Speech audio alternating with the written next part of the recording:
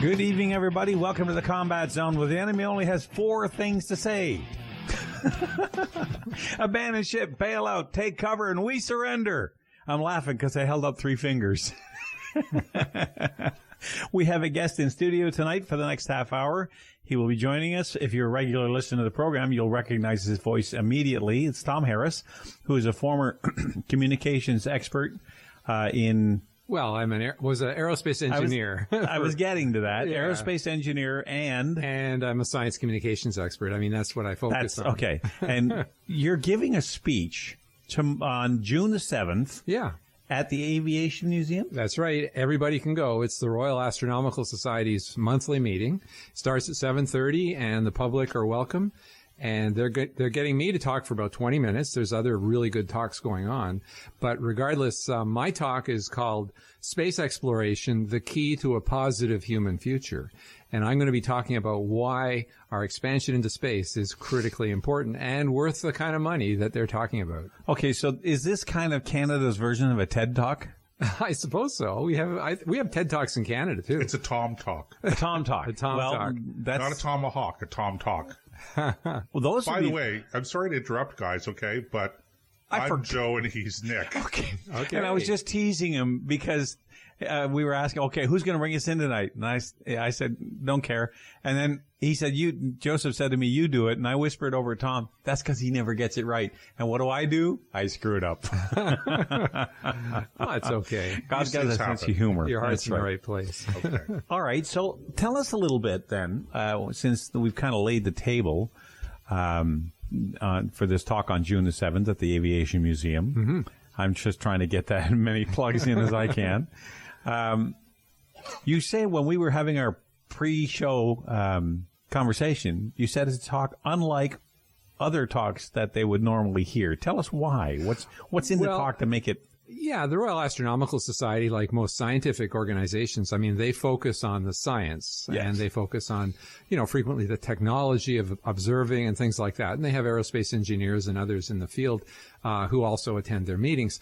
I used to be an aerospace engineer, and when I gave talks about the space program, it was interesting because after the presentations, people didn't ask me, oh, what's the wavelength of the gamma ray spectrometer on the Mars Observer? They wouldn't ask that. They'd say, why are we spending all this money when people are hungry on the Earth? Yeah. Okay. So I used to give them the standard arguments the space agencies give, which is things like technological spin-offs, like microelectronics or super ball bearings and things like that, which are real benefits. And of course, jobs and wealth creation, national prestige, science. Those are all the standard benefits that the space agencies give. And they are real. Those are real benefits. Trouble is, I never found those arguments personally very compelling, because how many astronauts do you know that go into space to risk their lives to increase the GNP or to make new ball bearings? I mean, they don't do it, okay? So I thought there's got to be something more to the space exploration program than these standard benefits. So about 30 years ago, I reached out to the space agencies around the world and I said, how do you justify the program? And unfortunately, they sent me back all the same arguments I was already making. But once in a while, they threw me a curve. They would say, it's human destiny to explore. It's important for our psychology. The problem was, Nick and Joseph, they would quote a space engineer or an astronaut.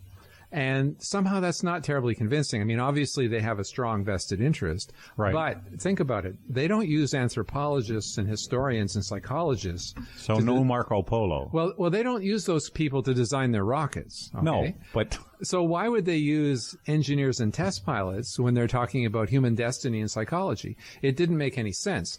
Much as I personally felt it was very worthwhile, I could hardly use arguments from people who were not even remotely experts in those areas. Well, unless you have a well-grounded understanding of the topic to begin with, most of those people you wouldn't know. Mm-hmm. And that's like saying, well, Fred Smith said. Yeah. Well, who the hell's Fred Smith? Well, the beauty is that their instinct was right. Okay. It is human destiny and it is psychologically important.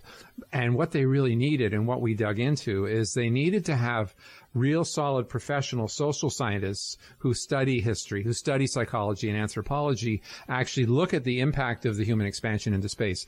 And that's when I met Dr. Charles Laughlin, who was a professor of religion and anthropology at Carleton University. University. He's still alive, and he's, doing pretty well as far as I can tell. Well, I bet you he thinks so. Yeah, he's retired now. Okay. But regardless, he exposed me to basically a gold mine of information in the social sciences, historians who've studied the impact of exploration on cultures, right, anthropologists who look at whether the drive to explore is genetic, whether it's something that's an important part of us. Right. Okay. And also the whole idea of, are robots good enough? Okay. They don't often have a song about robots. No. But they do have songs about humans that go into space. And I'll play one of those in a second. Okay. So in other words, you're going to be presenting, if I understand you correctly, a more humanistic, if I dare, don't crucify me for this, but more of a blue collar appeal to the talk, so that people who aren't scientists will go, well, that makes sense. Yeah. There's a great song by Queen called Year 39. Are you familiar with it? No, I'm not. It's about a bunch of people who volunteer to go on a trip into space. Trip's going to last a year. Okay. And they get on the spaceship and they go. They come back a year later, but the year's 100 years old. The Earth is 100 years older. Because they went so fast, yeah. Yeah, the time for them was differently measured than it is on Earth. So everybody they knew or cared about was long dead, and they were talking to their grandchildren. And for a long time, I didn't understand that song until I began to understand how space works. And believe me, I am a neophyte. I am no scientist. I'm just somebody who has a curiosity. I've always felt that our future, even from just a raw materials point of view, is in the heavens. Look at the nickel. Look at the asteroid belt. How much nickel's there? Yeah. Look at. We'll talk about the moon. Different places like that were within our galaxy. If you remember in Star Wars, the opening in the first movie, Lando Calrissian operates a gas mining plant over a gas giant. He's extracting sulfur. He's extracting nitrogen. He's mining the planet.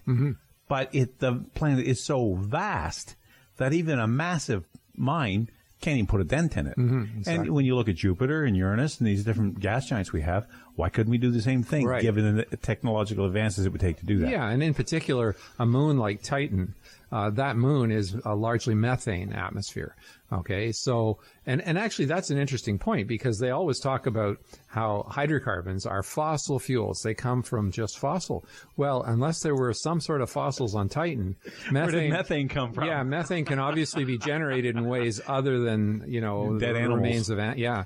So there's lots of resources in space, enormous amounts. And this is why we're going back to the moon, to the South Pole, because it turns out there's billions of tons of water ice that they've found in the poles, in the craters that haven't seen sunlight for hundreds of millions of years. So they're going to be setting up a moon base in 2024. Okay, this is the latest plan. 5 years from now. Okay, and Canada is taking part in the first step of this project, which is called the Lunar Gateway Project. And what that is, it's going to be a space station in orbit of the moon. Okay, hugely elliptical orbit, everything from about 900 miles, the closest, to about 70,000 miles. And they're going to be practicing then living in this kind of, distance. 0G or very low G. Yeah, starting in 2022 is when this station is going to be built and coming online. And Canada's invested $2 billion in the project. Who are the other partners? The United States is the primary driver, right, and Canada was the first international partner. I'm not sure who else has come on board. The project has actually changed a little in the last few weeks, because since Trudeau made the announcement of $2 billion over 24 years, which is mainly for the robotics, because they're going to build a Canadarm3, the United States has decided to scale down that Lunar Gateway space station to just be a habitation hub for the landing on the moon, because they've suddenly made the top priority getting to the moon and having American footsteps on the moon by 2024. And you sort of think, what's special about 2024? Oh, yeah, Trump will still be president. On top of that, you have this other country on the other side of the planet called China, who has its own space. Yeah, who want to beat us. That's right. So, the degree to which Canada is going to be involved is unknown, because they have rescoped and shrunk down the space station a little bit. But I think we'll still be involved, and that'll probably get us a ticket to the moon, too. All right. Now, I don't want to sound skeptical, but a permanent habitation on the moon by 2024, which is 5 years. 5.5 years from now. Is that realistic? It is if they can get the political buy-in. They say the technology's there, that they can actually do most of this, within that time frame technologically. The trouble is, do they have the political buy-in? Because the head of NASA was just in front of Congress and was saying that he wants, and this is Trump's request, they want $1.6 billion as a down payment to get this project started. So not surprisingly, Congress said, well, how much is it going to cost? And he had to say, I don't know. So they're going to have to do their homework, because I think the Congress are going to be reluctant to give them $1.6 billion if they don't have any idea what the long-term cost is going to be. But that is, in fact, the major obstacle. Well, you know it's possible, Joseph. I'm surprised you would even suggest it wasn't. Have you never watched Martin Landau and Space 1999? Not Martin Landau. Who was the actor? It was. That was Martin Landau and Barbara. Right. I can't remember. Yeah. Her, but they were husband and wife in real life. And that was in 1999. Hey, it was on TV. It must have been true. Anyway, well, listen, I'm not going to let you get away with that without asking, okay, really, what would be the impact on the Earth if the moon suddenly got torn out of orbit? Oh, it'd be devastating. Well, yeah, of course, because it's responsible for our tides and all kinds of things. But how would we know when to go fishing? Yeah. I mean, come on. That'd be devastating. People ask about the purpose of this mission. And the whole point is really to get ready to go to Mars. Of course, then the question is, why do we go to Mars? But the point that has to be made is that the moon is about 1,000 times further away than the space station is from the Earth, okay? So it's a lot better practice to go to the moon than to practice in Earth orbit, because low Earth orbit is very close to the Earth. I mean, it's closer to us here than Toronto, okay? I mean, we're only talking about 150 miles or something, depends on the orbit that they're in. And so the moon will be a small stepping stone towards Mars. But even still, it's like 100 times further to Mars. I mean, you think of the math, actually, it's about 35 million miles further on to Mars. And the moon is only 250,000 miles. So, we're talking about, those are the kinds of numbers. I don't know if that's exactly right in the case of Mars. 240,000 to the moon, but whatever. Yeah, it actually varies, of course, depending on its location and the orbit. But we're talking about a 7-month trip, okay? If they use today's rockets, they have to follow a trajectory where they'll intercept Mars, but it'll take 7 months. Then they have to stay on Mars for in the neighborhood of 8-9 months before they're lined up again for another 7-month return. Now, that is so much more difficult than going to the moon. I think that after the moon, they're going to have to look for another intermediate destination, perhaps an asteroid, okay? Obama actually had an asteroid as one of the projects, and Trump has canceled that project. But regardless, we need to get good at living on the moon, where we can help people. We can resupply them within 3 days if we have. So this is more of a leapfrog kind of a thing. Yeah, exactly. And also it'll allow us to actually start to produce rocket fuel off of the Earth. Because, of course, you think of the Saturn V. When they launched the Saturn V with the Apollo rockets, in the first 2 minutes and 40 seconds, it lost roughly 2/3 of its total weight. Yeah, okay? just burning because fuel. it takes so much energy to get out of the gravity well of Earth. So if you can actually build rockets and actually have a fueling station on the moon, which you would indeed if you had water ice in the South Poles. Now, they haven't actually sampled that water directly. What they did is in 2009, they crashed a spaceship into the South Pole of the moon intentionally. Then they watched the plume, and they did a spectral analysis, and they found that there was apparently water. They won't know for 100% sure until they actually get there and dig it up. But it appears to be water. And if that's true, there will be hundreds of billions of tons of it. So now that's going to give us a great opportunity for making rocket fuel, for having water for the colonists, but also for producing the oxygen component of the air. And as you said previously, hydrogen is a fuel too. Absolutely. And when you burn hydrogen, what do you get back? Yeah, well, you get water vapor. you get water. Yeah. So you could almost recycle your own fuel. Yeah. So just to interrupt now for a second, just to be clear, because this is something that I have never heard before, and I'm sure that most, if not all, of our listeners haven't heard this before. So what you're telling us, Tom, is that there appears to be a large water reservoir, for want of a different term, on the moon. Yes, exactly. Okay, In the craters, that's news to in me. the craters at the South Pole. Right. You know, it is also amazing, Nick and Joseph, how few people are aware of these new moon projects. And it really is a failure, I think, on the part of our government, on the part of the Canadian Space Agency. I mean, this is really exciting stuff. Okay, we're talking about the first humans to return to the moon in over half a century and to stay. NASA put out an amazing video. It was put out 2 weeks ago by, and in fact, I'll send you the link. You can play it on air. The audio is awesome. It's William Shatner, and it's called We Are Going. Okay, it's a 2.5-minute video, and it is really exceptional. And that's the kind of thing that should be all over the public, because the bottom line is the public are not going to support this if you don't market it properly. I have a book at home called Marketing the Moon, and they were talking about the NASA program. It was one of the most successful marketing programs in history, and virtually nobody opposed it. And yet the amount of money was virtually unlimited as available for NASA. So how did they market it? They didn't market it based on new ball bearings, okay? No. A lot of it was the Cold War competition. Yes. But a lot of the sort of groundwork had been set by decades of science fiction. Okay, people were enthusiastic about the whole concept of going into space. Well, that hunger is still there. Mm-hmm. And let me just do this. All of this got started, if I'm reading this right, on October 4th, 1957. That's right, yeah. When Sputnik went up, and it scared the heck out of them. And that, as a matter of fact, I was watching a documentary the other day about the reaction to Sputnik by the Americans. Yeah. And there was even a plan to do a little shock and awe by the U.S. Air Force. They wanted to detonate a hydrogen bomb on the moon. Wow.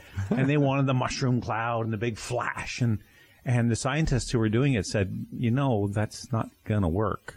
Because you need an atmosphere. All you're going to do is make a big cloud of dust.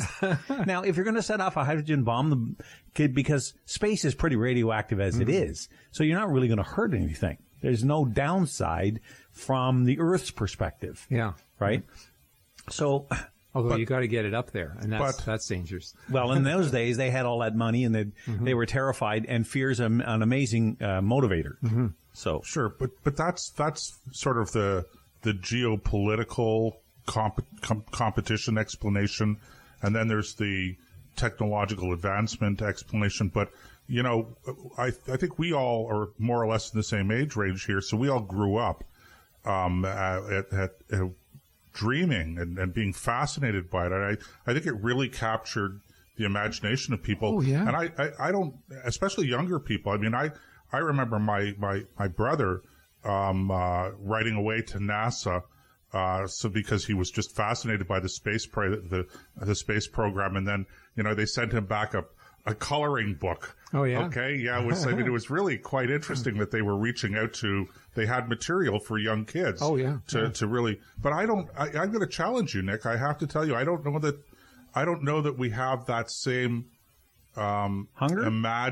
Imagination around it, because I'm going to defend my.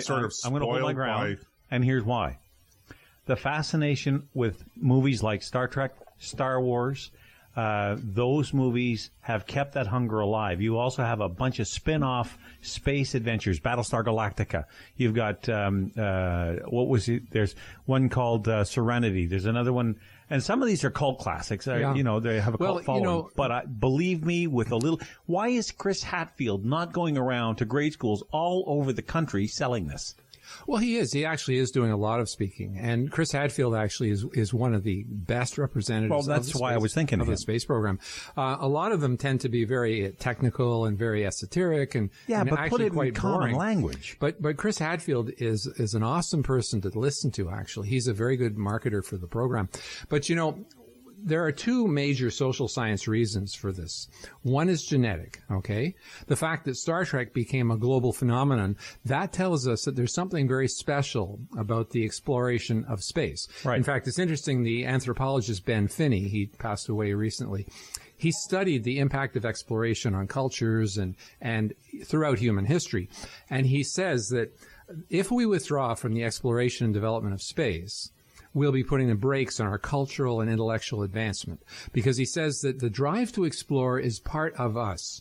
Okay, it's actually inherent in the higher orders of how our nervous system function. And if you think about it, it makes sense, because Our ancestors started as only a few 100,000 individuals living in the tropical regions of sub-Saharan Africa. And about 1 or 2 million years ago, they started to expand. And of course, they covered the whole world eventually. And even as modern human beings, we had, Antarctic research stations, the bottom of oceans, for short periods on the moon and also in low Earth orbit. So it's clearly a genetic imperative to expand. And it makes sense. If you think about it, an expansionary species will have a far greater chance of surviving than one that stays in one small ecosystem. Because if you have all the antelopes in one valley and there's a huge earthquake or a flood, that's it for the species. Right. So what you would expect is that the species who do expand have a much greater chance of surviving, and that then becomes a part of their genetic makeup. So they don't have all their eggs in one basket. Yeah.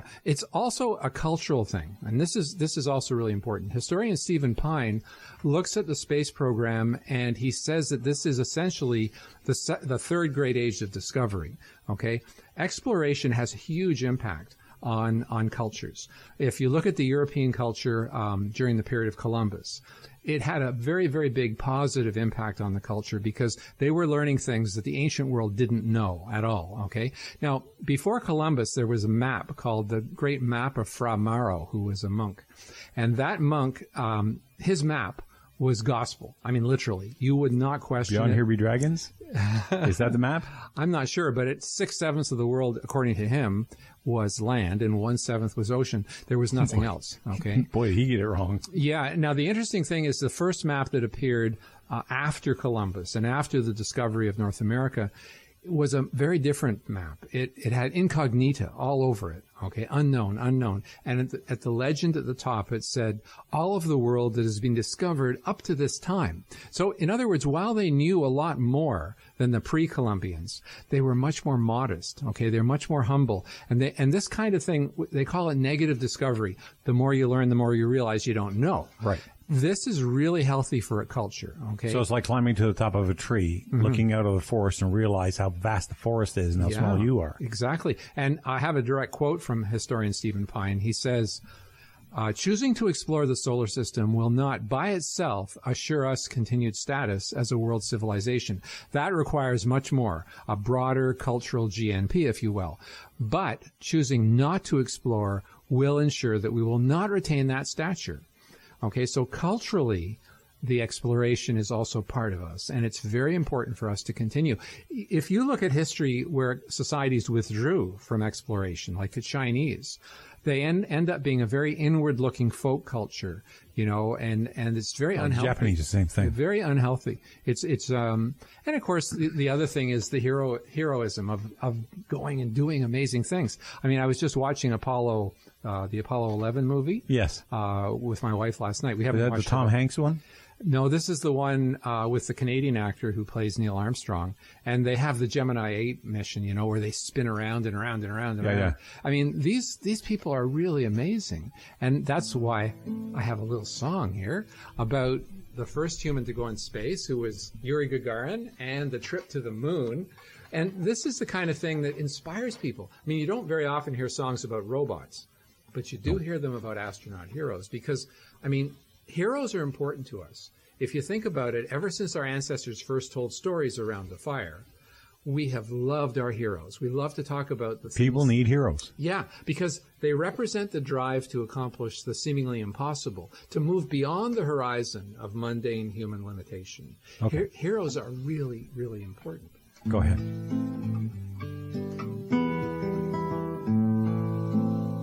Gagarin was the first back in 1961 when, like Icarus, undaunted, he climbed to reach the sun. And he knew he might not make it, 'cause it's never hard to die. But he lifted off the pad and wrote a fire in the sky. But a higher goal was calling, and we vowed to reach it soon. And we gave ourselves a decade to put fire on the moon. And Apollo showed the world we can do it if we try. But it was one small step and a fire in the sky. Now, who wrote that? That was written by an astrophysicist by the name of Jordan Kerr.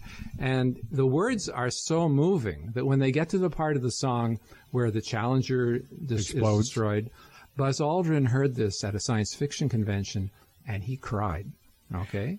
So is that particular song on YouTube? Yes, it is. It's called Fire in the Sky by Jordan Kerr. I believe it's K-A-R-E. He's passed away now, but and they end the piece with some pretty awesome rock guitar. And you got to hear the words. The ending of the piece goes like this. So, anyway. Goes like this. It goes like this. So the rest is up to us. There's a future to be won. We must turn our faces outward. We will do what must be done. For no cradle lasts forever. Every bird must learn to fly. But we're going to the stars. See our fire in the sky. Yes, we're going to the stars. See our fire in the sky. So they're trying to inspire people. And of course, music does that, but the space program does that too. I mean, the whole idea of expanding and moving outward and creating new societies where we can do much better and start over. I mean, these are inspirational things. We don't have to always be stuck in the same old mindset. What was the author's name again? I got the title. Jordan, spelt like Michael Jordan, Jordan, Kerr, K-A-R-E, I believe. K-A-R-E? Yeah, and Fire in the Sky is the name of the song. Yeah. I'll send you the link later. There it is. Got it. Okay. 4 minutes, 38 seconds. Yeah, it's awesome. It's a history of the space program by music. I'm going to post this link to my Facebook page so people can get a chance to experience the whole song because we don't have the time to get into it tonight. But this kind of thing, when you're talking about heroes, it's because the world is filled with heroes, and a lot of them go unrecognized. Like, who's more heroic? The guy who sat in the capsule, or the guy who risked everything to put him in it? Like, in other words, all the technicians and all the people. They're heroes, too. Absolutely. What about the guys who tested these engines, knowing that, there's a great story about, von Braun. Oh, yeah. When they were trying to test the V1, something was going wrong on the pad, and he knew he had to depressurize the fuel cell. So, with some really quick thinking, he grabbed a rifle and shot a hole in it. Wow! And vented off the locks or whatever it is, they used for fuel, because otherwise it was going to burst right there in the pad and everybody was going to die. Yeah. Okay, that's a different kind of heroism. But when you talk about guys like Gagarin, or Armstrong, or Hatfield, you're sitting on top of 1 million pounds or more of dynamite. That's right. And hoping it goes off slowly. And one thing I got to emphasize is this is just the tip of the iceberg, okay? Anthropologists and others are saying that the human expansion to space will encourage an acceleration of human evolution, that in fact we will move forward in ways that we can't even imagine at this point. Okay. Obviously, if you're living in a bubble on the surface of Mars, you're going to need to be masters of applied ecology. You're going to have stringent pollution control. You're going to have resource conservation, effective recycling, and you're going to need nonviolent means of conflict resolution. You can't have people blowing up bombs and shooting guns when you're living at the edge of survival. And so the ones that we send to explore even farther will probably be the best adapted of those who were born and brought up in space. In other words, they'll be spacelings, essentially. They'll be used to these kinds of basic ideas so that they can survive the hostile environment of space. See, this goes back to science fiction again. Yes, and it helps. It really absolutely. helps. If you think about the first Star Trek movie that had the young Kirk in it, okay, the ingenuity to beat the Kobayashi Maru scenario, he just went in and reprogrammed it. Yeah. And he was completely cocky because he knew what was going on. Well, and those colonies that don't accept advanced ways of thinking, they won't survive. I mean, they'll be gone. And so what they have is what they call the founder effect, where you see a rapid evolution in human consciousness, okay? So these will be really new kinds of humans eventually. And in fact, here's a mind-blowing thought just to end off, because I know we're just about done. The first extraterrestrials we meet will probably be ourselves. In other words, they will be colonies that we will have lost touch with. And they'll come back. They'll have gone so far away. They'll be in such different environments. They'll be so different and so changed that when we meet them, we won't even recognize they're related to us. So that's actually a common theme that we're seeing from some anthropologists, is that the first extraterrestrials will be ourselves. So then we'll finally have a dot coming in on those radio microphones. And so we're really going to want to stay in touch with our extraterrestrial cousins. Probably. I mean, really. Not a bad idea. It's going to be amazing. All right. Well, listen, I think that pretty much wraps it up. Tom, it's been a pleasure, as always, to have you. And good luck with your speech on the 7th. What day of the week is that? That's a Friday night. That's a Friday 7:30 p.m. 7:30 p.m. So if you're in the area and you can take that in, well, Tom's a fascinating speaker, and there'll be all kinds of fascinating speakers there as well. Oh, yeah, so for sure. I really wish you well on that, and I'm excited about the future. This is why, because I don't think we're limited to this little blue marble. No, I think the heavens were put there for a reason. We're going to the stars. See our fire in the sky. You got her. Thanks again, Tom. Thank you. All right, you guys stay right there. We'll be back with more on the Combat Zone right after this.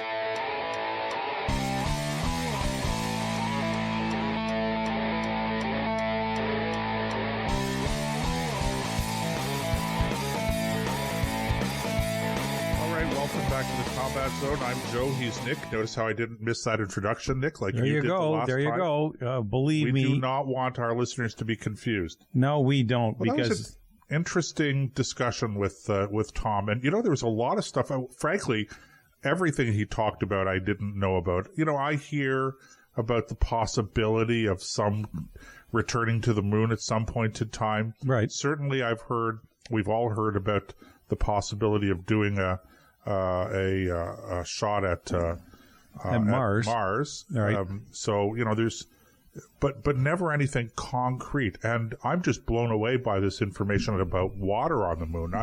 I just never heard such a thing. See, apparently it's a real thing. I'm a little bit of a geek on this kind of stuff, or a nerd maybe is a better word, and because I've always liked sci-fi. Now, I've got two boys that could eat me alive on sci-fi. They've read everything Isaac Asimov ever wrote. They're up to their eyeballs in sci-fi. They just love it. Anyway, so you learn a little bit by osmosis, but at the same time, it's a fascinating idea. Populating the heavens. It gives me reason for hope for mankind. That we're not going to burn up the world, first of all. But he made a point in that conversation I think is very important. And that was the idea that having the novelty, having some great challenge to overcome. Like when Canada was first formed, it was the CPR. And then World War I came along. The Canadian Pacific Railway. Yes. Then there was the getting through the Great Depression. Then there was World War II. Then there was the Cold War with Sputnik and all the start of the space race. And every generation seemed to have something far larger than any one individual, that took them and focused their eyes on a national scale or even an international scale. Like, who doesn't remember who was alive at the time? Neil Armstrong setting foot on the moon for the first time. The whole world watched that. And it was one of those times in human history where the world looked up and saw us do something we had never done before, and 100 years ago had never even been thought possible. And I think that without that kind of goal or target or dream, if you want, that we suffer, because it's within our nature to set challenges that are very difficult, bordering on impossible, and overcoming them anyway. So Marin asks in the comment section whether or not anyone had has seen a UFO. And Marin, I just a short story about that. I was once, when I was a teenager, so we lived out in the country, and my sister had been out driving between one village and another village, and she came in the door one night, and I was alone at home, and she was completely freaked out. She had been driving with her friend, and they had seen, at least this is what she said, right, that they had seen some kind of a UFO, and so I listened to them, and I mean, she was genuinely freaking out, and so I said, well, let's go look. Let's, this was at night. It was like 10 o'clock at night or thereabouts, and so, she says, no, I don't want to. And I said, no, let's go take a look. Let's see what's going on out there. So we get into the car and we drive out there, and we stop on the side of the road. Everything's quiet, completely dark, moonless night. Of course. Okay. Always a moonless night. Right. And what's the only thing, we see the fireflies and that because, and nothing. So we get back into the car, and we start driving back towards our where we were living. I can hear this coming. And we're coming to a hill. Okay. And on the other side of the hill is a car coming the other direction. Right. But we don't see the car. We don't even see the headlights. Okay. It's not misty or anything. So, there's no fog or whatever that's catching the light. Right. And just at that moment, a dog happened to walk across the road on the top of the hill. and all we could see was the dog with the outline of the silhouetted lights silhouetted. Right. So it looked like there were these lights shooting out of this strange animal. My good Lord. I swear to God, I just about lost it. So there were three of us in the car. We're going, ah! And then the other car comes up over the hill, and we realize what it was. So, but so Marin, that's my UFO story. To be honest, and I poked a little bit of fun. I won't repeat it because somebody might be listening who might take offense. But I've never really, when I was a younger lad in my teens, I read a book called Operation Blue Book. And this is way off topic. But since Marin brought it up, might as well address it. And Operation Blue Book was about UFOs, and somebody had an encounter with one. And I remember I'd read it, and I was thoroughly engrossed in it. I mean, I was 14. 10 years before that, I was 4. What the heck did I know? So I went to my dad, and I said, Dad, do you believe in UFOs? And he went, nope. I said, why not? He said, just don't believe in them. Never seen one. Don't think it's anything to it. And that was it. And that, not that there never was a dream of, I never had any wild ambition of meeting a UFO or finding one or seeing one. But that certainly put an end to because, my dad was somebody that I looked up to. And if he said no, then there was no point pursuing it. Well, my experience with this particular episode was, Nick, that if I to this day understand where in cartoons when somebody's freaked out and scared, their hair is standing straight up. You know that, huh? The imagery. Yeah. I understand that completely because if my hair wasn't standing straight up, it should have been. That's the way it felt. Okay. Anyway, interesting story. So look, what do we wanted to talk about in this particular segment? We wanted to talk a little bit about the social media and some of the silliness in social media. And the question is, Nick, is social media making you more stupid? Me? It's not hard to do that. I got into a debate this morning or today about space travel. And it was really appropriate to have it at that time because of who our previous guest was. And this guy was convinced that what we should do is is start building spaceships like the USS Enterprise, NCC 1701D. For all you nerds out there, you know exactly what that is. So this is like the space show tonight. Almost. Well, yeah, the bulk of it probably will be. But he was saying that, you know, we've got to get mankind to stop waging war. We got to go explore the heavens and all that stuff. And, you know, we got to post-capitalism. You know, capitalism's evil, so here's what we should do instead is go explore the heavens, and we'll build these massive spaceships and run around at warp 10 and all that nonsense. I said, fine, but who's going to pay for it? They said, oh, no, people would work because they would do it for free, because once you are educated, you don't need to do what you have to do. You get to do what you want to do. And then I reminded him of a quote you told me about the other day, which I really liked, was if you can't pay the rent, you can't change the world. I got it backwards, as you can't change the world if you can't pay the rent. But it doesn't matter which way you say it, that's still true. So we bantered back and forth. He said, just watch Star Trek. You'll get all your answers. I said, you realize that's a work of fiction, right? There's so much that has to be done. So people, to get more on topic, people take Facebook as it's not the only social media platform. Twitter, Facebook, Snapchat, all that stuff. And they reduce complex arguments, multifaceted, down to a few lines and expect you to believe them. And you can have any topic you want, whether it's military spending, global warming. You could be talking about baking. You could be talking about carpentry, whatever it is. And they always try to reduce it. You have to, because of the confines of the medium itself. Like, one of the things, if you want to see this in action, go onto a religious website where Protestants and Catholics debate each other. For some reason, and it's true of both sides, they will take their position and then write out columns and columns and columns of text backed up by verse and chapter and verse over and over and over again. And it would take you 20 minutes to read it all. They write out a tome about this stuff. And at the end of it, nobody reads it, because nobody's going to sit there on Facebook and read for 15 minutes something you took an hour to put together. They're just not going to do it. That's not the right forum for that. Facebook has built, and I'm using Facebook in a general sense, not just the Zuckerberg Facebook, but as a catchphrase for all social media. Right. Okay.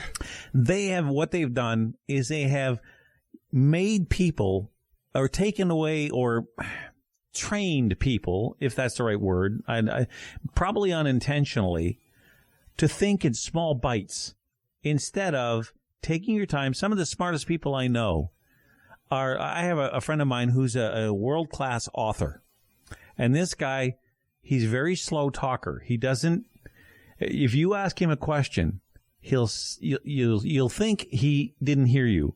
But what he's doing is he's organizing his thoughts, and he comes out with I won't say a lengthy answer, but a well thought out response to your question. He doesn't just wait for you to stop talking so he can jump in and add what he was going to say before you ever started talking. We have a phrase for that at home. It's called did the middle of my sentence interrupt the beginning of yours? You know, it's just, people do that all the time. They don't listen, they want to talk, and that's all they want to do. So Facebook, in this sense, does the same thing. People have stopped thinking. They've stopped analyzing. They've stopped saying, well, okay, why is this guy saying this? Or why is this individual responding in the way that they are? What's underneath all this? And we get caught up in the flash and bang of the moment. And I'm as guilty of this as anybody else is. I get involved in way too many long-winded fights on Facebook. I know it. I'm guilty of it, so I'm not surprised that it happens. So I'm speaking a little bit from personal experience. And yes, I do think it lowers people's IQ, because it's easier to give an off-the-cuff remark than it is to actually put some thought into what you're going to say in response. It's intellectual laziness taken to the next level. Now, this is an interesting topic, and the subject, the question that comes to my mind, Nick, because I agree with you on substantially everything that you've said, but I'm wondering if this is a chicken and an egg thing. For me, the biggest change that I personally felt I experienced in the advancement of technology and communications actually wasn't, the invention and the proliferation of cell phones. It wasn't the internet. It wasn't, my BlackBerry where I'm getting messages and emails wherever I go. Okay. It was the fax machine. Yes. The fax machine was, for me, the giant leap. Okay. We're in the space show, so there was that small step, and that was the giant leap for all mankind. Right. At least in terms of communications. That really did revolutionize the way we talk to each other. For me, it did, because beforehand, what would happen was, someone would call for you, and they'd leave a message with, secretary, your secretary, or if you happened to have an answering machine or something like that, was fine. And then you'd take the time, you'd call them back. But correspondence was, somebody would write to you, you'd think about the answer, you'd draft a response, it would get typed up, you'd read it over, you'd sign it, you'd send it off. So there was, by necessity, there used to be a period of time where you actually had to deliberate about the subject and what your response was going to be to the query that you had received. And so there was always a cooling off period if there was some kind of dispute going on as well, it was just a fact.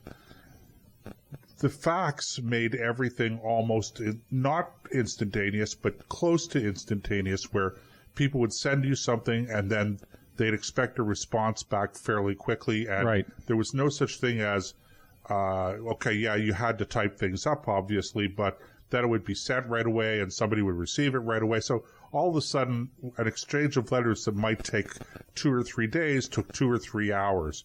And that was a big deal to me. That made a big change. And I have to say, not for the better. I think that what's happened is that the advancement in communications technology has resulted in, I don't want to say a dumbing down, but certainly what it's done is it's resulted in the elimination of deliberation, okay? Where you don't think things through anymore. And you feel that you have to respond instantaneously to things. You do respond instantaneously to things, which means you don't often put the kind of thought in terms of time and quality that it deserves. And not just that, Nick, it's expected. Like I'm expected to be available and to respond to things literally 24 hours a day. And this is a big country. So we're sitting here in Ottawa. Somebody sends me an email or a text at 11 o'clock at night or 11:30 or midnight in Vancouver, and if they haven't received a response, I'll be hearing from them the next day when I get up, because midnight in Vancouver is 3 o'clock in the morning my time here, and I'm just not interested in responding to text it's going to wait, right? Yes. So, I'm not even going to see it till the next morning. But I've had people that were genuinely offended by the fact that I didn't respond instantaneously. So it's sort of a perfect storm almost, where everything is working on it. And the result of that is now we have social media, and social media operates like this, okay? It exacerbates the problem, but it feeds off of it. And so people... it's almost like the first thing that comes to your mind, you type it in and send it off, okay? And then it's out there. Right. And once it's out there forever. Yeah. And of course, because people don't actually pause and think and research try to get information in that, they take that and they'll either reject it, okay, out of hand without thinking twice about it, whether or not they're right, their view is right or not. Or they'll accept it as gospel truth. Right. And so I think that social media is perhaps it's accelerated the deterioration of thinking, but I'm not sure that it's the cause. Well, first of all, I think that the move, and I know this is going to sound archaic, and I'll sound like an old fogey when I say it, but I think the move away from actual physical books has allow this to go faster. And the reason I say that is because it used to be, when you and I were young, if you walked into a man's home and he had a substantial library, Okay, let's say he had 300 or 400 books up on shelves, and he'd read 30 or 40 or 50% of them. Or he'd built them over a lifetime based on books he had read. Now, you're never going to remember every word. Sometimes you won't even remember books, but the philosophy in those books seeps into your psyche. So that even though it might have been 20 years since you read a particular book, well, the lesson that book taught you goes into your psyche and stays there. So if people would read more physical, tangible books, okay, as an example, upstairs right now, my son is reading a book about the honorable, I think it's called the Honorable Company, and it's about the Hudson's Bay Company back in the 16 and 1700s.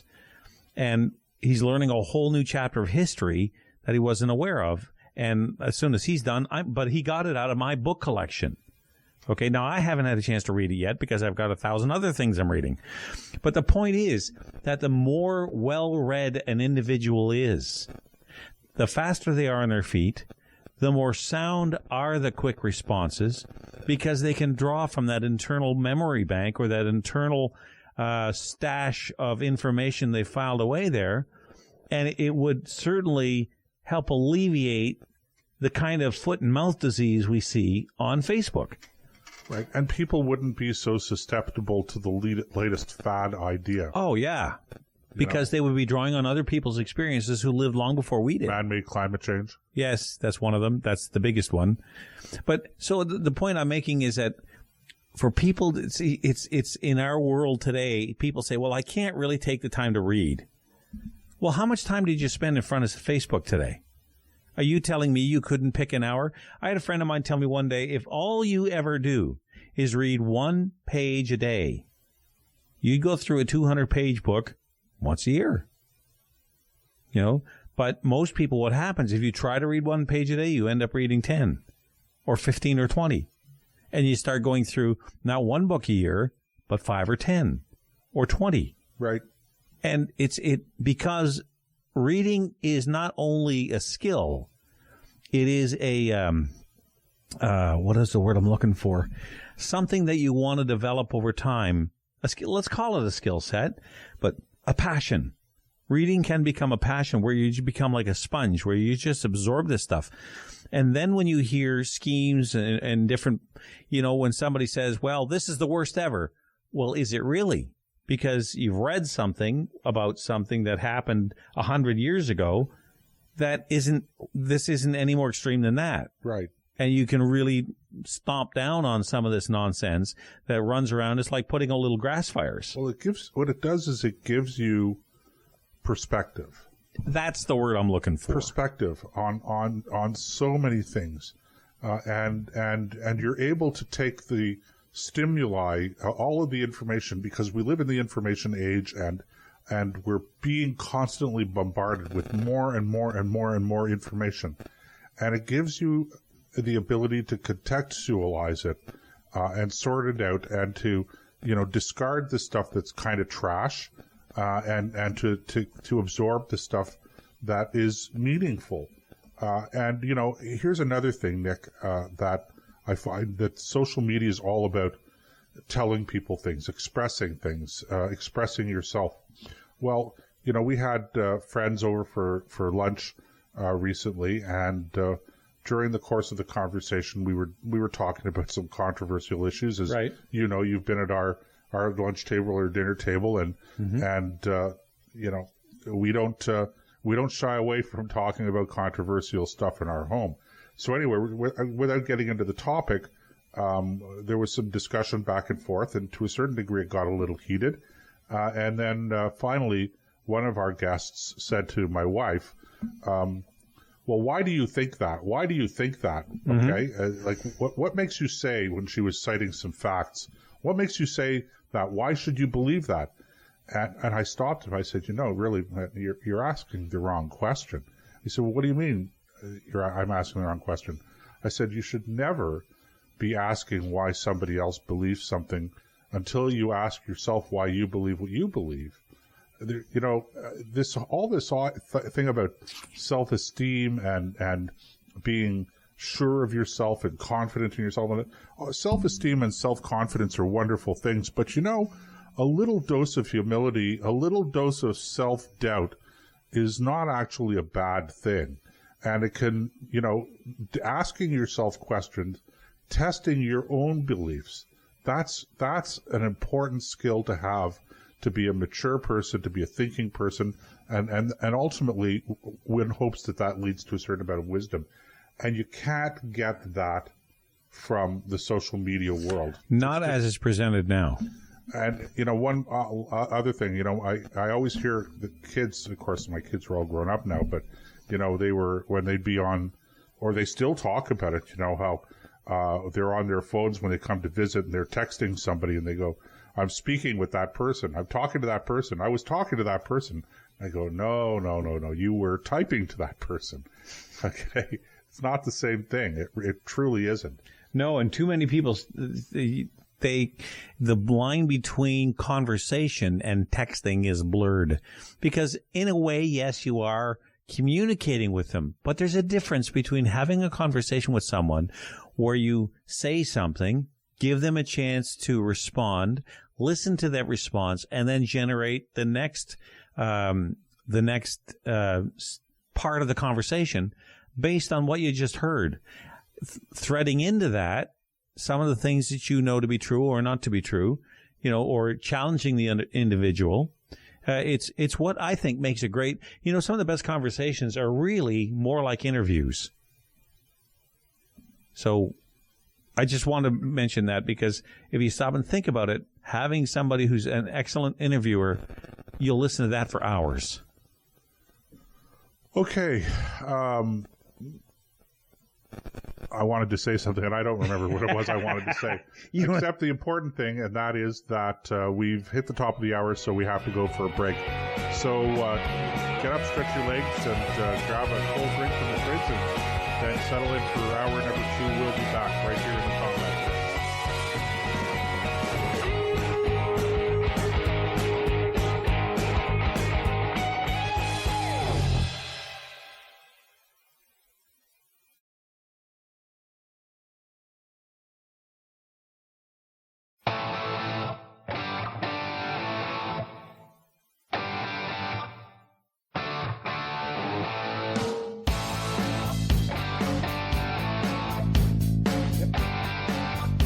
Okay, welcome back to the Combat Zone, folks. We've been having quite the lively conversation, both in the chat room and here between Joseph and I, about, for the most part, it's been a space show. Not saying that the hosts are spacey, but we've been talking about space exploration and things like that.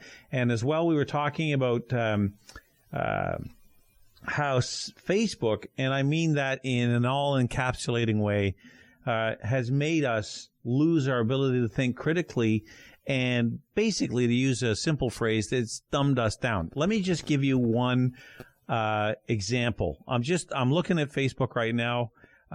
This is a conversation I referred to earlier about how they want to explore space. They just didn't figure out how they're going to pay for it. It was all going to be altruistic. Everybody's going to work for free. Blah blah blah. Was that's in the. I went back and forth with the individual, and I said, so how do you plan to pay for it? He says, watch Star Trek. That'll give you all the answers. I said, you realize it's a work of fiction, right? So that's where this conversation comes from. A little further down in the conversation, this guy called Brandon jumps in and says, capitalism, socialism, communism, all blow hard. The true way is a resource-based economy. Now stop and think about that. Capitalism, socialism, and communism. And then add the phrase resource-based economy. And think about that. Of those three, which is the most efficient? Because they all need resources. The question is, how do they acquire them? Of those three things, which one has got us to the moon? Which one has given us the standard of living that we have? This is the kind of thing that we're talking about how Facebook has just absolutely made us, in a lot of cases, and pardon the phrase, but driveling idiots. Because nobody would post that if they actually thought about it. You can't. First of all, okay, well, you get the point. And believe me, there's plenty of other examples I could point to where people say the most outrageous things. Part of it, I think, you always have the troll effect where people just say stuff to stir the pot. Okay, but every once in a while you run into somebody who actually means this stuff, and that's what you just got to shake your head. Okay, Nick, a couple of quick housekeeping items. I see that there were one or two comments about the refreshing the comment section, and I apologize for those of you who happen to be new listeners out there. Our comment section doesn't refresh automatically, so if you refresh your page from time to time, you can do that either by clicking on the refresh comments link, which is just at the top of the comments section, the list of comments, or you could just refresh the page. You could just hit your page refresh. If you do that from time to time, then you'll see all of the new comments that have been posted in between your page refreshments. And, you know, I apologize if you find that inconvenient, but that's just the system that we've been using, and we find that it works pretty good. Second thing is you can join the conversation live by calling toll-free anywhere in North America. Good grief. 844-415-2115. That number again, 844-415-2115. And if you call, we will take your call. But you have to be, I don't want to say that you have to be polite. Well, yeah, you have to be polite. You can totally disagree with Nick. Oh, like who would do that? But anyway, there it is. I'm just trying to be funny. Yes, and actually that was rather clever, yes. Okay. So, look, let's get serious now. Speaking about, you know, silliness on Facebook and you know, being clued out and dumbed down, etc. The government here in Canada has now introduced a bill proposing to change the oath of allegiance, Nick, that new Canadians swear when they become Canadian citizens. So right now you swear an oath of allegiance to Her Majesty the Queen Elizabeth, her heirs and successors, and also that you will faithfully observe the laws of Canada. Now, the proposal that is before Parliament, the bill was introduced this week. The proposal is to add on, and I'll just read what the new oath of allegiance will be. If this passes, it would be, I swear or affirm that I will be faithful to bear true allegiance to Her Majesty Queen Elizabeth II, Queen of Canada, and her heirs and successors, and that I will faithfully observe the laws of Canada, including the Constitution, which recognizes and affirms the Aboriginal and treaty rights of First Nations, Inuit, and Métis peoples, and fulfill my duties as a Canadian citizen. Now, what do you think of that, Nick? Am I the only person? First of all, okay, I know First Nations has a particular definition here in Canada, but one thing that drives me crazy is what I like to call the bastardization of the English language. Clearly, First Nations ought to include all First Nations, including Inuit. So I would say Inuit are First Nations as well. So, you know, not just Iroquois, Mohawk, Navajo, yeah, whatever. I don't even know if Navajo's a nation here. But what is the point of this? I don't get it. I was listening to our friend Evan Solomon today on terrestrial radio, and you know, I like Evan. I think he's, you know, I would say we don't see eye to eye on a lot of different issues, but he's a nice enough person. And my feeling about Evan is that he tries really hard. He tries to make sure that the other side of the case is presented, and he's been pretty good about going after things on the liberal side as well. Even though he himself is, you know, liberal leaning, and I don't mean that in a political partisan sense. You know, I mean that in a philosophy of life sense. He's a liberal. Okay, I get it. But he was all for this. I mean, he was just gushing over this today. And I don't listen to him every day. I might, if I'm in the car, catch his show, once, maybe twice a week. And I was just flabbergasted. I just don't get it. What's the point?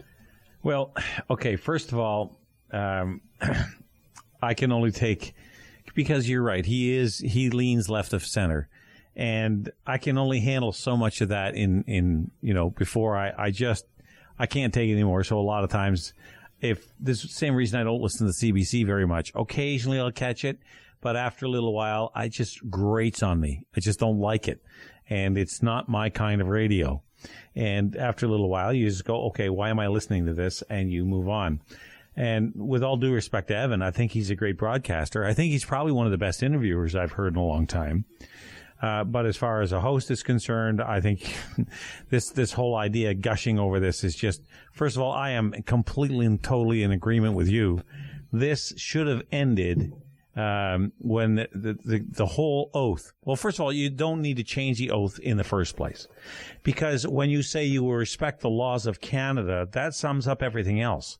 You don't need to add that virtue signaling, fuzzy, feel-good piece of liberalistic crap on the end of it.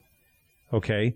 It was just, the other thing about it that I find really irritating is because, first of all, it's nothing but fluff and powder. That's all it is.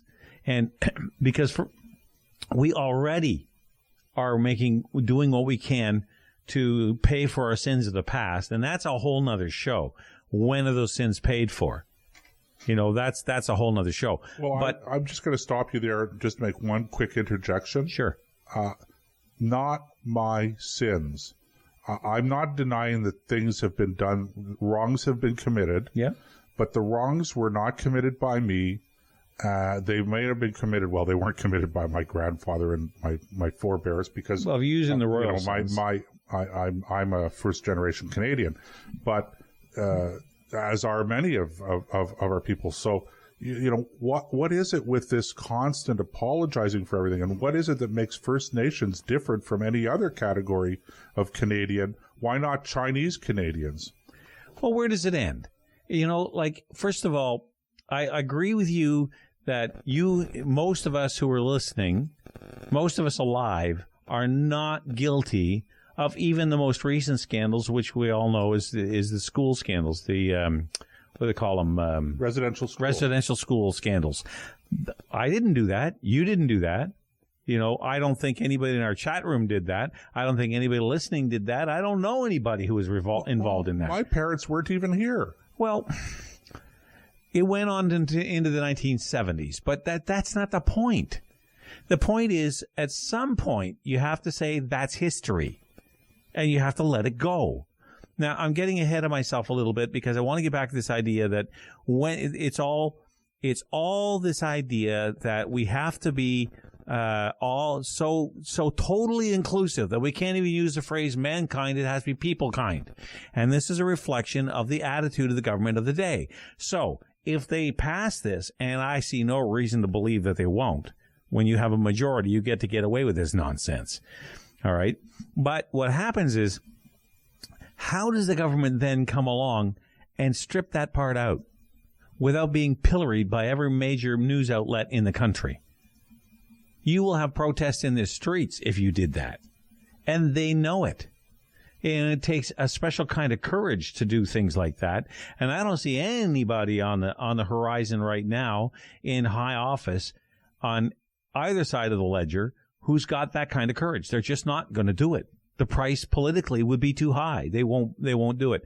It's the same thing with changing the words to O Canada back to all thy sons command instead of in all of us command.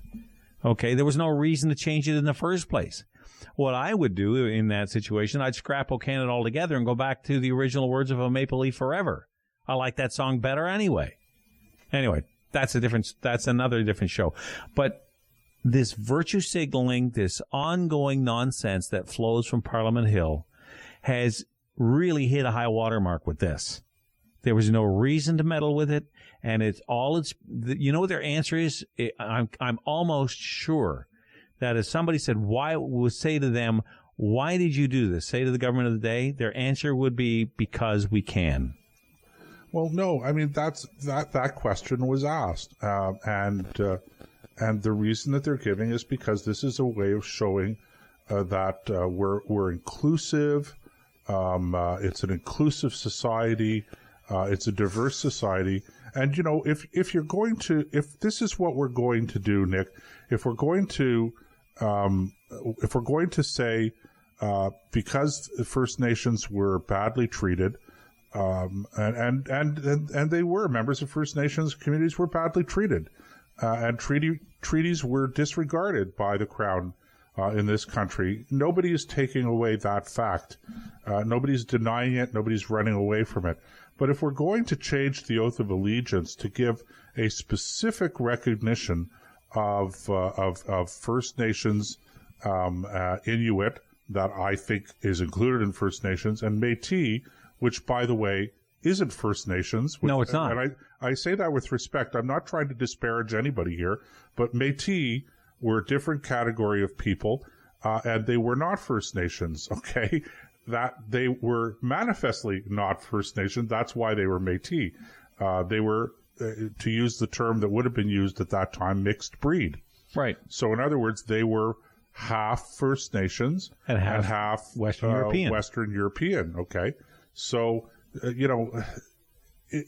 if we're going to take that group and we're going to single them out, then let me ask this, okay? And I'm not saying this because I think we should be doing it, but playing devil's advocate, why not LGBTQ people? Don't give me any ideas. Okay.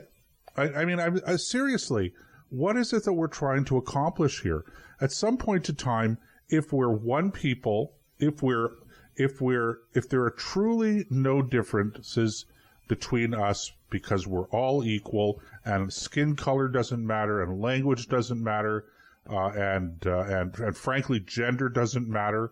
If these things truly don't matter, then why do we keep on going out of our way to segregate people? Statements that say that they matter, that depend on them matter.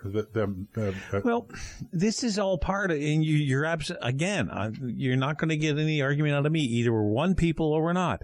And this is one of the great crimes imposed on us by multiculturalism and those who support it. Now, when I say multiculturalism, I'm not against multiculturalism enforced by government writ, by writ of law, multiculturalism. That kind. Okay, that's where we have a problem, because multiculturalism has been a feature of humanity ever since we got kicked out of the garden. There's no doubt of that. Okay, people have had to learn to get along with each other who are not from the same cultures for thousands of years. And no government ever had to come and say, hey, you Polynesians, you be nice to those Persians. Okay, you don't, no. You can't do that because that's not sensitive to their culture. No, they didn't have to do that. Or right here in the city of Ottawa, you've got the Little Italy, you've got Chinatown, you've got the Vietnamese people, all living in very close proximity to each other, centered around Preston Street and in that stretch. Okay, no government needs to tell them how to get along; they just do it. So this is one of the great travesties: is this divides people along ethnic and racial lines in a situation where otherwise would not normally happen. And instead of pulling the country together, regardless of where they come from, with no respect to where they used to be, okay, and say, we are Canadian and we don't care. We really are a country that's equal because we don't care where you came from. We just want you to hold up the flag along with the rest of us. Now, we veered into, because I brought it up, LGBTQ and gender, etc. And I don't want to go down that rabbit hole right now, but along those lines, Nick, okay, when our parents' generation and previous generations, it was very clear there was a difference between male and female. There was a difference between boys and girls, between men and women, husbands and wives. People had a role to play. Right. Now, I'm just stating a general historical fact, okay? I'm not defending it. I'm not saying it was good. I'm not saying it was bad. I'm just saying that's the way it was. That's right. And that really ended with our generation.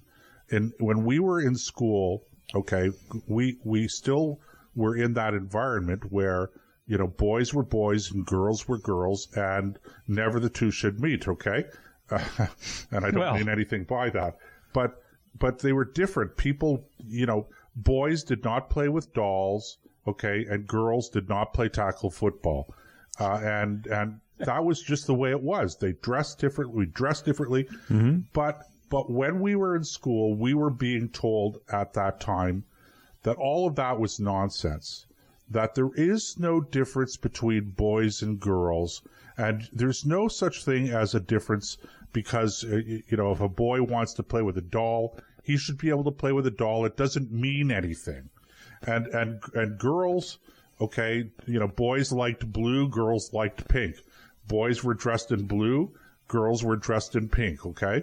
Toddlers, okay? Mm-hmm. Then we were told, no, that's nonsense. Girls can like blue and boys can like pink. It doesn't make a difference. Okay? You can't tell anything about a person's gender and character because of the colors they like and things like that. And that was drilled into our heads. It became gospel truth. That was it. Our parents were old-fashioned. They were, anachronisms. Take, those terrible archaic thoughts and attitudes were ripped from us, Nick. Okay, that explains the hole in my heart. We were the product of social engineering. Okay, but now today, if a boy likes pink or a girl likes blue, that is sufficient reason, apparently, to question whether or not they have the right gender assignment at birth. And now, with children as young as 5 and 6 years old, if your son likes pink, like parents now are rushing to the therapist saying, not there's something wrong with my boy, but he's really a girl. And I'm hearing this from professionals, okay, and I'm thinking to myself, okay, so what you're telling me is that all of that research and science and that we were subjected to back 40 and 50 years ago about how genders, you couldn't tell the difference between boys and girls. Just because a boy wants to play with a doll and a girl wants to play tackle football doesn't mean that they have gender issues, okay? I mean, it was such a stupid thing, but now we're being told that everything that was absolutely settled science 50 years ago that was drilled into our heads, that all of that was wrong. What you just said cued something in my head. How come climate change is settled science, and we've only been studying it really for about 100 years? No, we haven't been studying it for 100 years. I'm giving them the benefit of the doubt. 20, 30 years. They've been recording numbers for about 100 years. Okay, well, recording numbers isn't studying it. But, right. Okay. But we've been studying the human condition for tens of thousands. How come climate science is settled, but human sexuality isn't? What the point is that, I hear you, Nick, but the point I'm making is that when we were growing up, we were told that it was settled and that all of the stuff that we had learned in our families about the differences between boys and girls was bunk. It was nonsense. Yeah, I know that. But now we're being told that it actually was true. Okay? That if a boy liked to play with dolls and he liked the pink, that he was really the wrong gender at birth. And now, of course, instead of trying to stop him from playing with dolls, which would have been what they would have done in previous generations, that now we indulge it and we say, well, he's really a girl. So, but the point I'm making is that all of the allegedly settled science of 40 and 50 years ago turns out was dead wrong, which begs the question, are we wrong? What makes us so arrogant to think that maybe what people are saying about this stuff today, which isn't really even scientifically based, is wrong as well? I know we veered off topic a little bit, but this is the whole thing about why then, how do we get onto this? If we're going to single out First Nations and Métis, okay, and Inuit, Aboriginals, why aren't we talking about any other group? Well, again, it goes back to the virtue That's signaling. a bit of a rant on my part there. Actually, I'm rather impressed. You ranted quite well, but it goes back to sacred cows. It goes back to areas like why, if you want to start a real fight, look at the trouble that the previous government had with the Accountability Act. Just saying to the band chiefs who receive billions from the Canadian taxpayer every year to open their books and show us how they're spending it. We never said we were going to cut it off. We never said that, anything along that line. But we said we want to know, because it's our money, how you are spending it. And, oh, man, you'd have thought that, we were eating kittens live or something for asking that question. So imagine that. So that becomes a sacred cow, and nobody wants to go anywhere near that. Now, you can't use the term sacred cow anymore. Oh, yes, I can, and I will. You're treading on dangerous ground, Nick. I'm used to it. You will be banned from demonstrating on Queen's Park. Oh, that's the next topic. But hold on, guys. We're going to talk about that after the next break, which is, still a couple of minutes away, Nick. Yeah, that. Come on, what pearls of wisdom do you have left here on this subject? There are no pearls of wisdom. No, believe me, I used them up a long time ago. But you don't need pearls of wisdom to point out the absolute nonsense of this. When you change something as fundamental as an oath of allegiance, you change the character of the people who take that oath. And you change eventually the character of the nation. Because what is it that we're swearing to? What kind of oath are we taking? The only part of the oath should be that you will, the first part about the Queen, okay, that we will be faithful subjects to the Queen and her successors. And the second part should be that we will obey the laws in Canada. And that's the end of it. There is no need. When you start adding on to that, then you start adding on to the conditions you need to adhere to become a Canadian, and that changes the whole complexion of it. Okay. Well, man, did we ever get into that one?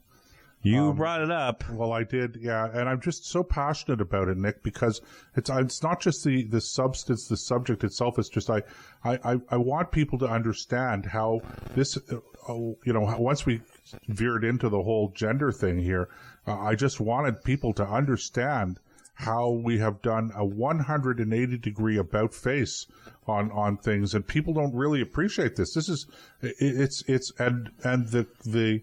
the implication, and more than an implication, the fact is that if everything that people are saying about this today is correct, okay, and again, I emphasize, even though there's no scientific basis for it, okay, but if it's correct, that means that everything that was drummed into our heads on this subject was all wrong. 45, 50 years ago, that was the settled science at the time, right, was all wrong. All wrong. Totally, completely, fundamentally wrong.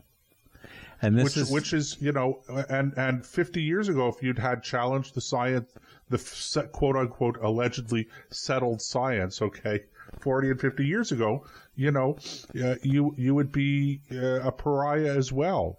It's unbelievable. Anyway, we're going over time here, Nick. We should go for a bit of a break here. Okay. So we'll be back in a couple of minutes here in the Combat Zone.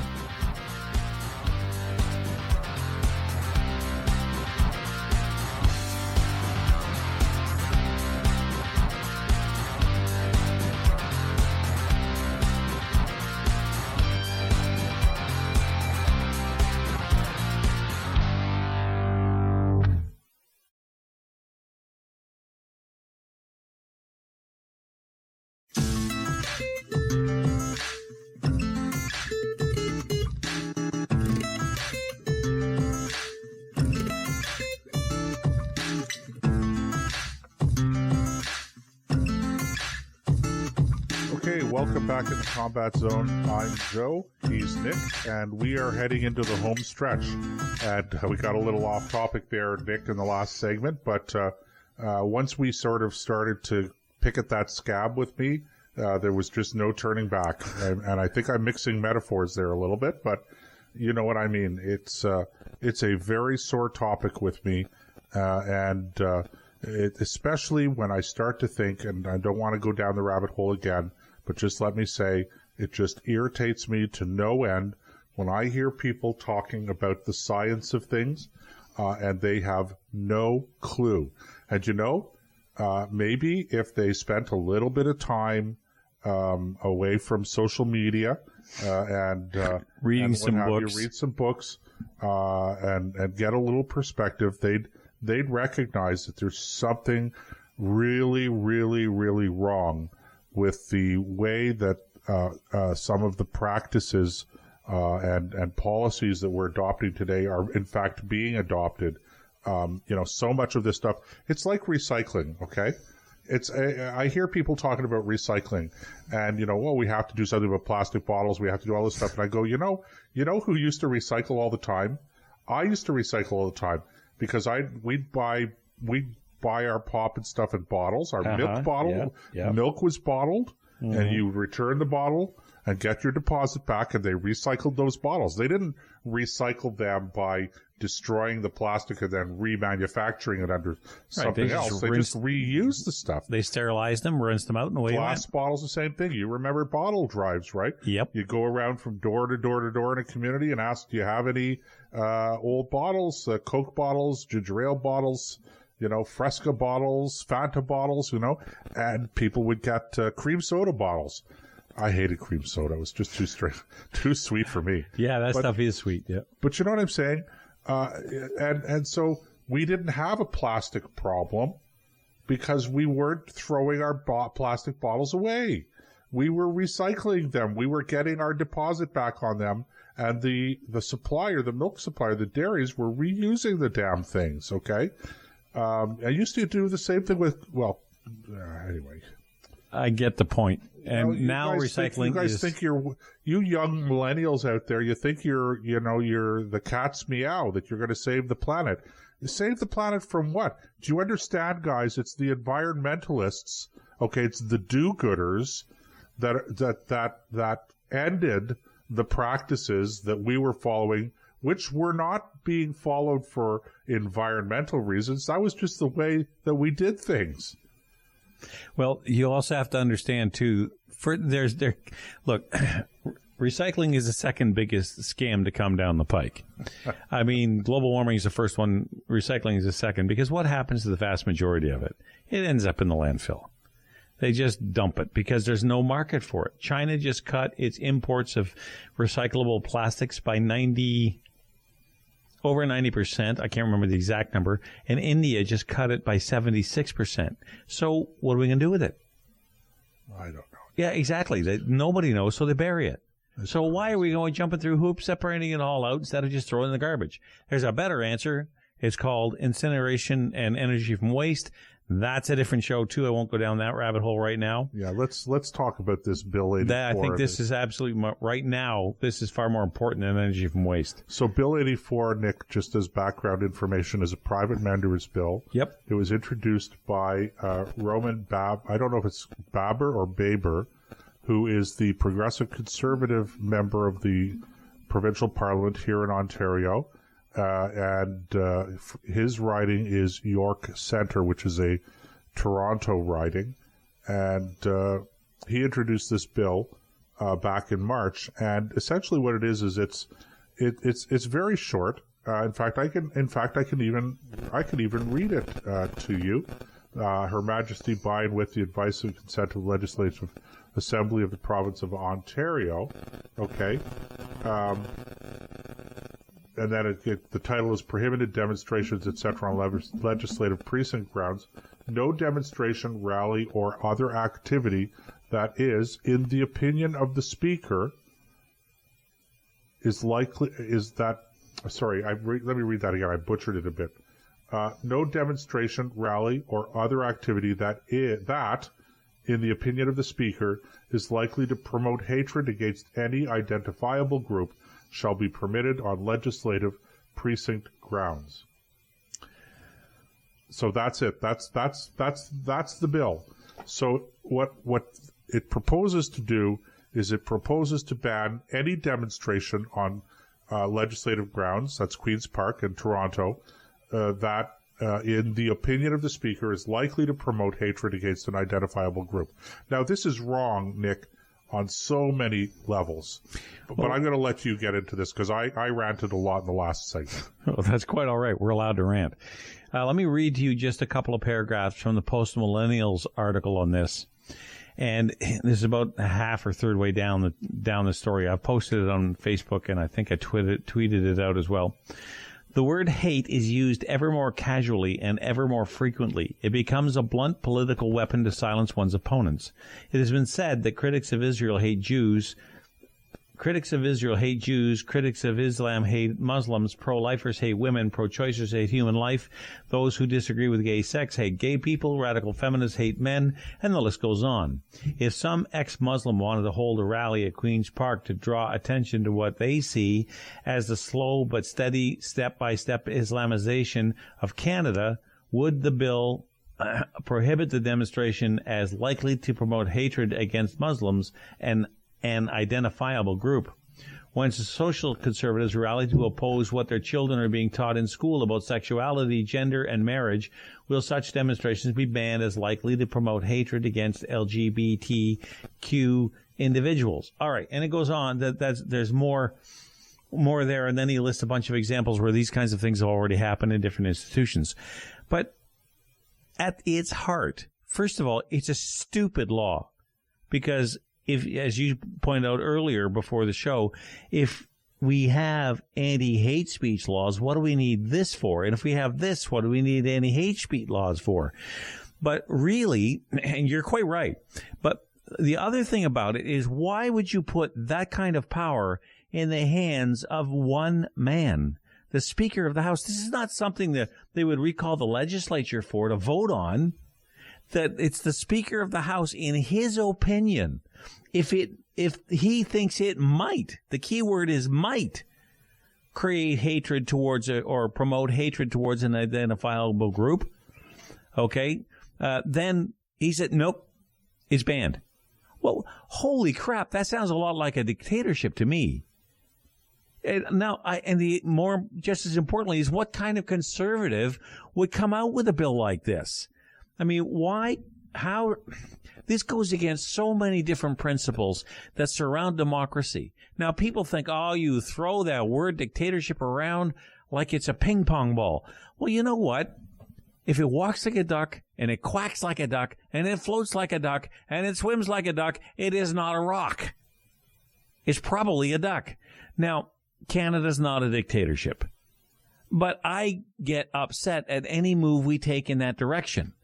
And this is a big problem, because if we can do this and turn that kind of power over to the Speaker of the House without having to answer to the legislature or have the legislature answer to the voters, except every 3 or 4 years when we get the privilege of voting, okay, or we call it a right, they call it a privilege, what else could we do this with? And it gets to a point then, what the heck do we need the assembly for in the first place? I'm carrying this out to its extremes. I know that. But the problem with extremes is they don't start extreme. They start with these tiny little steps, and before long you get swept up in the current. If you ever stood by a river, okay, you notice the current's not that strong at the shore. But the further you walk out, the stronger it gets, and before long you can't fight it anymore. Well, it's the frog in the hot water. That's another excellent analogy. You know, you put a frog in a pot of water, and he's not going to jump out. But put a frog in a pot of boiling water, and he'll jump out like that. Put a frog in hot water or in cold water, and then turn the heat up, and the frog will boil to death because the heat's increasing slowly. Right. But look. There are, as I said, this is wrong on so many levels. The first thing that bothers me about this, as you mentioned, Nick, is, we have, whether we agree with them or not, and I'm troubled by our anti-hate laws. I really am. I think you should punish acts, not intentions. Okay? Because nobody could really delve into the mind and intention and emotions of a person, okay? And I don't want a society that allows, even if they could do it, I don't want a society that allows that. So if somebody vandalizes something or hurts somebody, then they should be charged with assault. They should be charged with vandalism. Somebody paints a swastika on my door. I'm Jewish. Okay. They should be charged with vandalism, not a hate crime. I personally, I don't believe in them. But anyway, look, that's the law we have now anyway. So, and promoting hatred, hate speech is against the law, also it's a criminal offense. And incitement to violence is a criminal offense already. That's right. So why do we have to have a law about this in the first place? Second problem with it that's related to the first problem is that this actually is punishing people for the possibility that they might commit a crime rather than punishing people who have committed the crime. If they commit a crime in the first place. Well, but there's no opportunity to commit the crime here. If you see what I'm saying. Yeah. So what's happening here is we're saying we're going to ban you from exercising your free speech rights because we think you might say something offensive that would be a crime. And even though we have the laws available to punish you if you commit that crime, we're not going to allow you to exercise your rights to free speech. So if that's true, and I agree with your analysis of that, doesn't that make our rights nothing more than privileges granted by the state that can be revoked at any time? Essentially, that's at least on Ontario legislature property. Yeah, but what stops them from doing it in other areas? But if you're going to do this here, then why wouldn't you do it now on public property anywhere? So we're going to ban this from demonstrations from Queen's Park because we think they might say something offensive. So we're not even going to let them demonstrate. That's so the whole next point. step is that we're not going to let them demonstrate in a public park, a municipal park. Well, the whole point of having a huge lawn in front of our legislatures isn't just to give the guy who trims the grass a job. It's a place where we can gather and let the government know in no uncertain terms what we think of their policies. Well, it's our property. That's what I'm saying. You're right. And that's the whole point of having this, like Parliament Hill. There's probably five acres up there that are dedicated for protests. That's where you go to protest. Well, it's not dedicated for protest, Nick, but it's whatever the activity there is, it's our property. Yeah, fair enough. It's not the government's property. It doesn't belong to the state. It doesn't belong to the Crown. Well, I mean, technically speaking, maybe it does belong to the Crown, but we're the Crown. Crown. The people. It's our property. And we're being told that we can't go there because somebody might say something that's offensive. This kind of stuff has simply got to end. And I don't know, I don't have a silver bullet for it. I do think we need a cultural shift in this country. I do think that we have to start looking at things from a different perspective that have either historically been true that we used to hold, and I'm referring to, far more conservative values, or we need to back away and at least take a pause and say, wait a minute, what are we doing? Like with his $660 million buyout of the media by our prime minister, okay, he's buying the press, and by so doing, he's trying to shape our culture and our mindset to see things as nothing but favorable that he's doing. This is a subject we have to do a segment on or a show on, Nick. Yes, yeah, no sure, kidding. Yeah. So I guess what I'm doing is I'm just seeding the ground for that because we've only got a few moments left. We don't have time to really dig into that. But I want people out there who are listening to this now, think about that and pay attention to that. It's not just, and there's more to it than just buying the media. But this is another step that dictators do. Now, again, Canada's not a dictatorship yet. But if we keep going down the path towards dictatorship. Look, we talked briefly about this last week, okay? The only way, and I'm going to say this again, if anyone's interested, go to my blog, josephbenamy.com, and you'll see I have a blog, and I have an essay on this subject, on the issue of free speech. It was from April 2009, I believe. So if you look at the dates and click on the dates on the menu on the right hand side of the blog, and the title of the essay is, and maybe I'll get a link, Nick, you can put it up. Sure. On Facebook. Yep. The exact title is unfettered speech is not the danger. Or I'm paraphrasing, the danger is unfettered power. But the point I made in this is that free speech is the essential right. You have to be able to challenge the government in a free society, and you have to be able to challenge one another as well. And in an environment where you have free speech, it could get ugly sometimes. It could get ruckus. It's messy, okay? But without free speech, without the ability to express yourself and to dissent from the majority opinion from time to time, then freedom cannot exist. And the focus of this particular essay is on how the National Socialists in Germany were able to use the lack of free speech as opposed to too much free speech in order to consolidate their power. It's an important subject, and essentially what this bill proposes is a priori. It's condemning people and punishing them for something that they have not done yet, and that something is exercising their free speech, and maybe exercising it in a way that's disagreeable, despicable even, but it's still free speech. And as long as you're limiting yourself to despicable and deplorable speech, as opposed to going out and actually rioting on the streets or hurting people or whatever, then that's something that we should tolerate.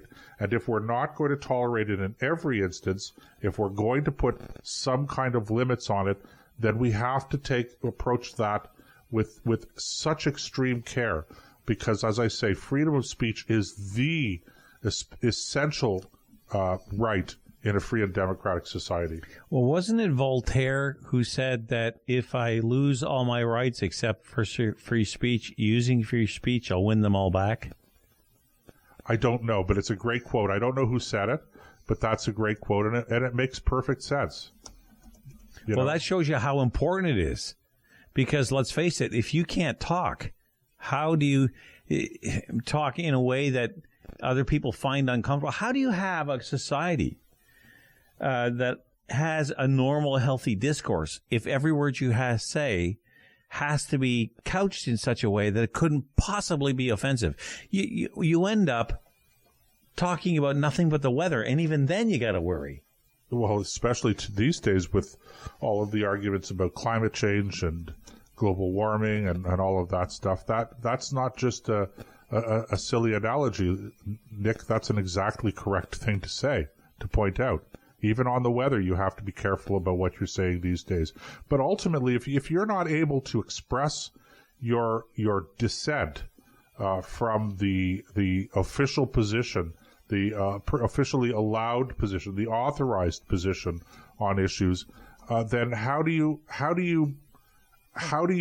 prevent the emergence of a dictatorship? And more in our country, Nick, and this Bill 84 that's before the legislature in Queen's Park in Toronto, right, is a symptom of this. Okay, is that more and more we're becoming. People hate to use the term because it sounds extreme, but we are becoming a dictatorship. We are becoming a soft tyranny, where the only views that are tolerated are the correct views that are officially approved by academia or the government, which is, again, they're all sort of in bed together, okay? And if you dissent from these things, then you're shunned or you're even punished, okay? And to the point where you could be fined or jailed for some of these things. Now, this goes back to what, when I was ranting a little bit in the previous segment, right. Okay? Is if at one point in time, 40 and 50 years ago, with the new science that was settled with respect to gender identities, and how those gender identities manifest themselves in people's preferences and behaviors that appeared to be totally unrelated to gender, that was the settled science of the time. And if you went against it, you were a pariah. And so everybody went along with it. And now here we are 50 years later, and we're being told now that all of the stuff that was settled science allegedly 50 years ago was in fact not. Now, maybe they were correct 50 years ago and we're wrong now. I don't know. But the point is, you can't even have a serious conversation around it, because the minute you dissent from the approved position of the government or of society of the day, of the particular day that you're in, you're a pariah, or you could be run out of your profession, and in some cases you could actually be charged with a crime and be fined and jailed. And if that's not a dictatorship, a dictatorship is not just about having one person at the top of the government giving orders to everybody else, okay, and never having elections. You could have a democratically elected dictatorship as well. Well, it's hard to argue with that. As a matter of fact, I'm not even going to try. What I have found is what I think is a couple, and let me just share with you a couple of quotes about, because I was looking for who said the whole thing about having free speech, winning back all your rights. I wasn't able to nail that down yet, and I'll keep looking for it. But this is by Wendell Phillips, and he says, "He who stifles free discussion secretly doubts whether what he professes to believe is really true." That's a very interesting point. And there's one of the first black congressmen was named Frederick Douglass, says slavery cannot tolerate free speech. And I thought that was really appropriate, because slavery doesn't just mean, white guys putting black people in chains. Slavery takes on many forms. There's slavery all over the world. Look at human trafficking. That's a form of slavery. Look at, there's all kinds of different definitions you can use. And it cannot, as he points out, it cannot tolerate free speech, because the moment you bring free speech in, then it's defeated. Because as soon as people find out the truth of what's going on, they put an end to it. That's been the historical truth for generations. But you can't get at the truth unless you allow free debate. Free speech is the necessary precondition to the emergence of truth in society. I haven't phrased it particularly eloquently. No, but that's where I would go with it. Yep. So I'm just looking at a whole list of it. As a matter of fact, this is from Wiki. I'm going to post this on my Facebook page for people who want to have a look at it, because I'll tell you what, we need to understand how important free speech is. I don't think it can be overstated, and that everything else rests on that one cornerstone. And without it, nothing else matters, because you'll lose them all anyway. Oh man, I don't know whether I should be depressed or not. No, I wouldn't be depressed. I would be, well, on one hand, I'm angry. On the other hand, this just gets my dander up. So listen, people, if you agree with us that Bill 84, the private members bill, that's currently actually before a committee now, it's received second reading. And remember, at the provincial level, there are no senates, so if it passes third reading in the legislature, it will become law. It will become law. If you agree with us that free speech is too important, and that no person should be punished in advance for the possibility that they might commit a crime, in other words, if you think that Bill 84 should be thrown into the trash, then I would strongly suggest that you get a hold of your provincial member of parliament and put that view to them, or put your concerns to them, because if you don't, then this bill will pass, And as I said, once you've cracked that Pandora's box open, the next step is that you're going to start seeing bans of demonstrations on the same grounds on public parks in municipalities, and hey, why not public streets? Why not public sidewalks? Well, the list is endless. Before long, you won't even be able to do it in your own home. Yeah, well, that would be a tragedy. Nick, what can I say? It's good night. Okay, that's throwing cold water on it. Well, no, you said, what can I say? I said, well, it's time to shut her down. Yeah, good feisty and, throwing cold water on it, a fiery evening. So I want to pass along just before we go. You guys in the chat room, it's been a really interesting read, a lot of the comments. So just to let you know, we do pay attention to them. We respond to them when we can, and just keep it up. And don't forget to drag a friend along once in a while. You never know. They might actually they might like it, they might hate it, but most of all, they might come back. Okay, that's great. Okay, well, we'll catch you next week in the Combat Zone here at thinkradio.ca. Good night. I'll see you next week.